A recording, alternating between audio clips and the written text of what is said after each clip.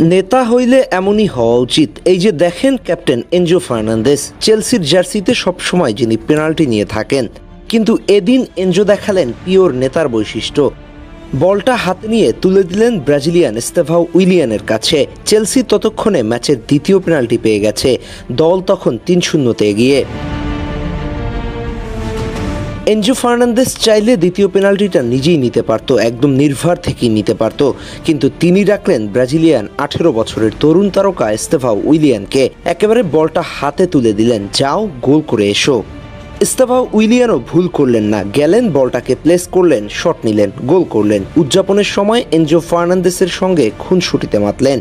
চেলসির সর্বকনিষ্ঠ খেলোয়াড় হিসেবে চ্যাম্পিয়ন্স লিগে গোল করার রেকর্ডও গড়লেন। এর চেয়ে ভালো আর কি হতে পারে? মানুষ আর্জেন্টিনা ব্রাজিলের রাইভালি চোখে দেখে, কিন্তু এমন মুহূর্তগুলো কি দেখে না?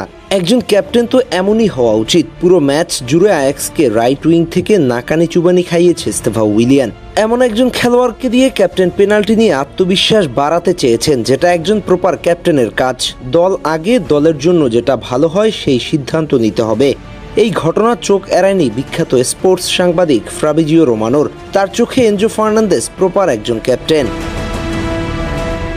ধরেন এখানে ক্রিশ্চিয়ানো রোনালদো কিংবা এমবাপ্পের মতো খেলোয়াড় ক্যাপ্টেন হিসেবে আছে, তাহলে কি সত্যিকার অর্থে এস্তেভাওকে পেনাল্টিটা নিতে দিতেন?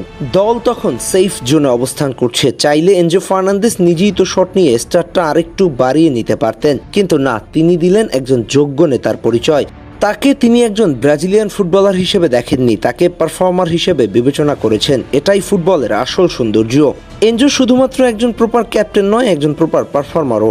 চেলসির জার্সিতে এই সিজনে এখন পর্যন্ত ২ অঙ্কের গোল ও ২ অঙ্কের অ্যাসিস্ট করা একমাত্র খেলোয়াড় এনজো ফার্নান্দেস, যেখানে ১০ গোলের সঙ্গে রয়েছে ১০ অ্যাসিস্ট। তাছাড়া এই মৌসুমে মিডফিল্ডার হিসেবে যৌথভাবে সর্বোচ্চ গোলের মালিকও এনজো ফার্নান্দেস। মিডফিল্ডার হিসেবে ৪ গোল করে সবার উপরে অবস্থান করছে এনজো ফার্নান্দেস। একই সাথে মইসেস কাইসোদো সমান ৪ গোল করেছে।